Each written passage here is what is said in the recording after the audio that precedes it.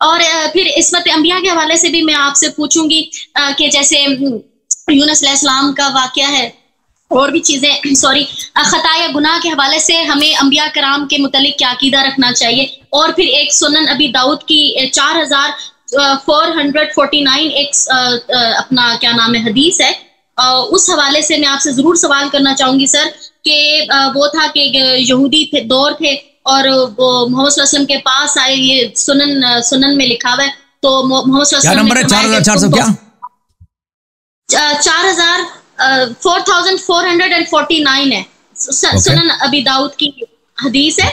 ٹھیک ہے, تو میں تم رات میں سے میں فیصلہ کر دیتا ہوں, میں بالکل مختصر کر کے پڑھ رہی ہوں, فیصلہ کر دیتا ہوں. تو انہوں نے یہ سوال کیا اور میرا بھی یہ سوال ہے کہ کیا شیعہ مذہب میں بھی اس طرح کی کوئی روایت موجود ہے, اور اگر ہے تو نان مسلمز کا یہ کافروں کا یہ سوال تھا کہ جب تورات سے ہی نبی پاک نے فیصلہ دینا تھا, ٹھیک ہے, تو پھر اپنی شریعت کیوں کنٹینیو کی؟ جب فیصلے ہی تمہارے رسول جو ہے ہماری شریعت سے دے رہے ہیں تو اسی کو کنٹینیو کیوں نہیں کیا گیا؟ ٹھیک ہے, تورا سے کیوں نہیں کنٹینیو کیا گیا؟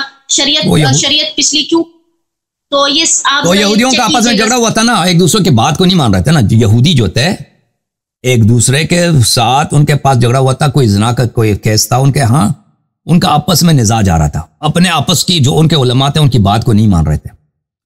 تو وہ نبی صلی اللہ علیہ وسلم کے پاس آ گئے, تو رسول صلی اللہ علیہ وآلہ وسلم نے وضع التوراة عليها ثم قال آمنت بك وبمن أنزلك ثم قال ائتوني بعلمكم فأتي بفتى شاب ثم ذكر قصة الرجم.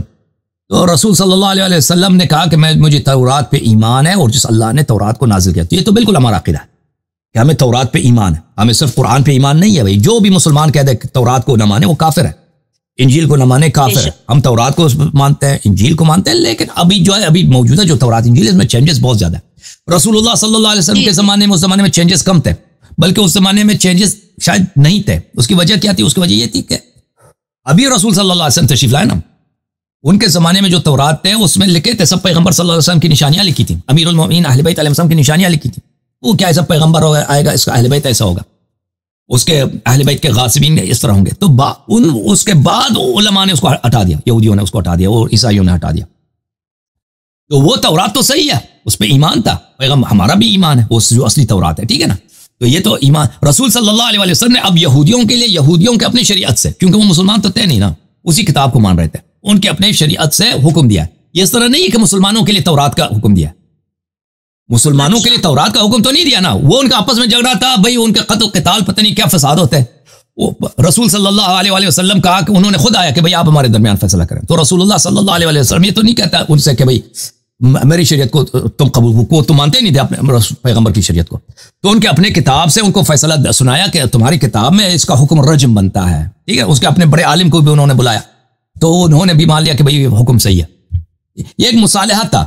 یہ کیا تھا کہ ان کے درمیان جو فساد کا جو کنڈیشن ہے, جھگڑے کا جو کنڈیشن ہے, ان کے درمیان مصالحہ کیا جائے کہ بھئی تمہارے اپنی کتاب میں یہ لکھا ہے تم یہ کرو. اس کا مطلب یہ نہیں ہے کہ ان کی اپنی شریعت غلط ہے. جھوم جاؤ پرواز کرو, کیوں فخر سے سر اٹھا, کیونکہ اللہ تعالیٰ نے تمہیں انتخاب کیا. صراط حق پر صرف تم ہو, صراط ایمان پر صرف کیا, کیونکہ اللہ تعالیٰ نے تمہیں انتخاب کیا. صراط حق پر صرف تم ہو, صراط ایمان پر صرف